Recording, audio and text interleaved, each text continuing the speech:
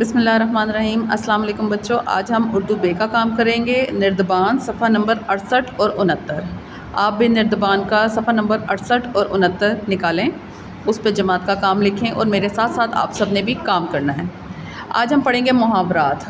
محاورات کیا چیز ہوتی ہے یہ پہلے بھی ہم جماعت میں کر چکے ہیں۔ لغت کی روح سے جو محاورہ ہوتا ہے وہ آپس میں گفتگو یا بات چیت کرنے کو کہتے ہیں، مگر اہل زبان کی اصطلاح میں محاورہ ہوتا ہے دو یا دو سے زیادہ الفاظ کے ایسا مجموعہ ہوتا ہے جو کہ اپنی لغوی معنوں کے بجائے مجازی معنوں میں استعمال ہوتا ہے، یعنی اس کا مفہوم جو ہے اپنے اصل مطلب سے مختلف ہوتا ہے۔ مثلاً مثال کے طور پر ہم دیکھ لیں کہ پانی پانی ہونا، لیکن اس کا معنی ہوتا ہے شرمندہ ہونا۔ دو چار ہونا یعنی کہ سامنا کرنا، جی چرانا ہمت ہارنا، باتیں بنانا ہیلے بہانے کرنا، یعنی کہ وہ جو لفظ ہوتا ہے وہ کچھ اور ہوتا ہے لیکن وہ اپنے مجازی معنوں میں استعمال ہوتا ہے اردو کی زبان میں۔ اچھا جی، آج جو ہم محاورے کریں گے وہ ان کا معنی سامنے لکھنا ہے اور سامنے اس کا جملہ بنانا ہے۔ ضروری نہیں ہے جو میں نے جملے بنائے ہیں یہ بھی آپ بھی بنائیں، اپنی طرف سے خود بھی جملے بنانے کی آپ نے کوشش کرنی ہے، صرف معنی کو سمجھنا ہے۔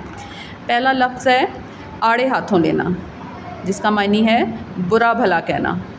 اسد نے شرارت کی تو ابا جان نے آڑے ہاتھوں لیا۔ آستینیں چڑھانا، لڑنے مرنے پر تیار ہونا، یعنی کہ لڑائی جھگڑے کرنے کے لیے آمادہ ہو جانا۔ آج کل کے بچے معمولی باتوں پر آستینیں چڑھانے لگتے ہیں۔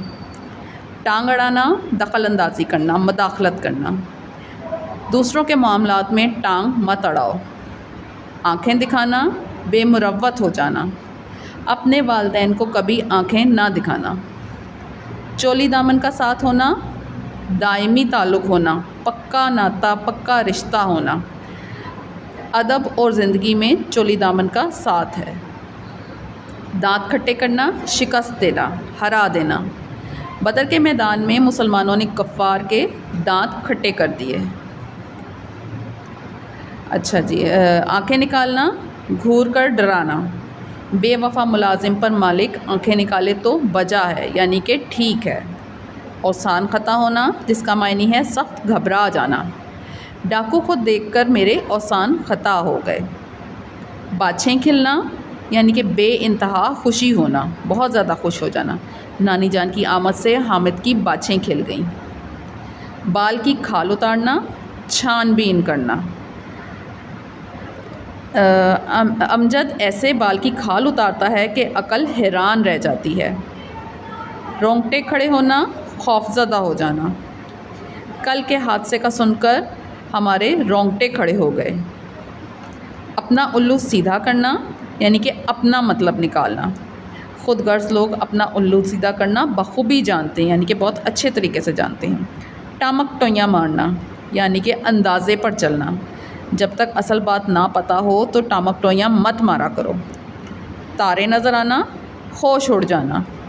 امتحان کا نتیجہ دیکھ کر زید کو دن میں تارے نظر آنے لگ گئے۔ رائی کا پہاڑ بنانا، یعنی کہ چھوٹی سی بات کو بڑھا چڑھا کر بیان کرنا، چھوٹے کو بڑا بنانا۔ بات کچھ نہیں تھی لیکن علی رائی کا پہاڑ بنا دیتا ہے۔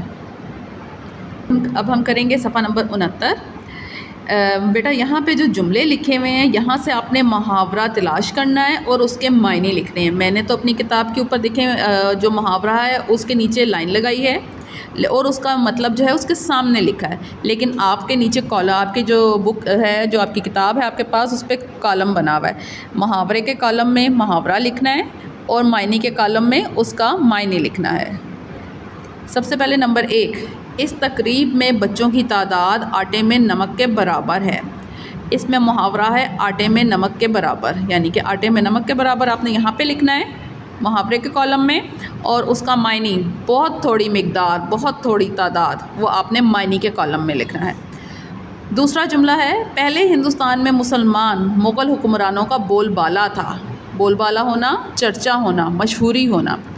محمد بن قاسم کی آمد سے قبل سندھ کا باوا آدم ہی نرالا تھا۔ باوا آدم ہی نرالا تھا، یہ اس کا محاورہ ہے، یعنی کہ طور طریقے ہی مختلف تھے۔ بڑوں کو ترکی بترکی جواب دینا بدتمیزی کہلاتی ہے۔ ترکی بترکی محاورہ ہے اور اس کا معنی ہے جیسا سننا ویسا ہی جواب دینا، جیسا سنو ویسا ہی جواب دینا۔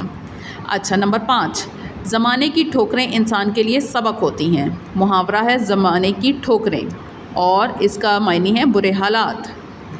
نمبر 6، خطرناک مرض سے جان کے لالے پڑ جاتے ہیں۔ جان کے لالے پڑ جانا محاورہ ہے جس کے معنی ہے جینے کی امید نہ رہنا۔ نمبر 7، علی کے نانا ضعیف اور بیمار ہیں، وہ تو چراغ سحری ہیں۔ چراغ سحری ہونا جو ہے یہ محاورہ ہے، اس کا معنی ہے موت کے قریب ہونا۔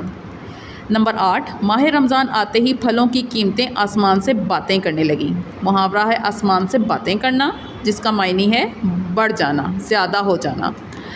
نمبر 9، آصف ہر وقت اسد کے کان بھرنے میں لگا رہتا ہے۔ محاورہ ہے کان بھرنا جس کا معنی ہے بدگمان کرنا۔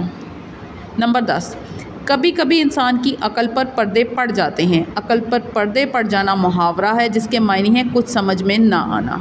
بیٹا یہ تمام محاورے جو کہ ان جملوں میں دیے گئے ہیں، صرف محاورے آپ نے یہاں پہ جس طرح سے نمبر ہے اسی نمبر کے حساب سے یہاں پہ لکھنے ہیں۔ نمبر 1 جملے کا محاورہ نمبر 1 کے کالم میں لکھنا ہے اور اس کا معنی اس کے سامنے لکھنا ہے۔ اسی طریقے سے آپ نے یہ کالم کو اپنی کتاب کے اوپر پورا کرنا ہے، ٹھیک ہے بیٹا؟ اور جب آپ اسکول آئیں گے تو میں آپ کی کتاب کو چیک کروں گی۔ اوکے، اللہ حافظ۔